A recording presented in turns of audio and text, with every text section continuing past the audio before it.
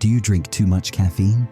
My friend, how many times have you reached for a cup of coffee or tea, believing it to be the magic key to restoring your energy or keeping your mind sharp? We live in a world that never slows down, and for most of us, caffeine has become that quick fix friend who gives us a boost in moments of exhaustion. But have you ever thought that this friend might be a double-edged sword, taking more from you than it gives? Seneca once said, "Anything in excess becomes a burden on its owner." Consuming caffeine in moderation can be a useful way to enhance focus, but it turns into a dangerous trap when it becomes your go-to solution for every bit of fatigue or exhaustion. The truth you might be ignoring is that excessive caffeine doesn't give you real energy. It depletes your reserves instead. How does caffeine trick you? Caffeine acts as a stimulant for your mind and body, but it doesn't create new energy.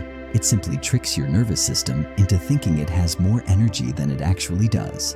And the result, when the caffeine wears off, you find yourself even more exhausted than before. So, you reach for another cup, and just like that, you enter an endless cycle of constant fatigue. Marcus Aurelius said, "Control yourself. You're not a slave to your desires."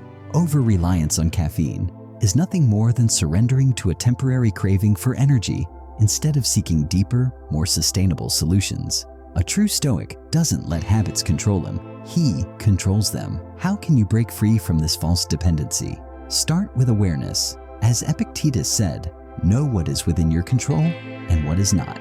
Cutting back on caffeine isn't easy, but it begins with small, intentional steps. Ask yourself, why am I feeling exhausted in the first place? Is it lack of sleep? Is it mental stress? Or perhaps an unbalanced diet?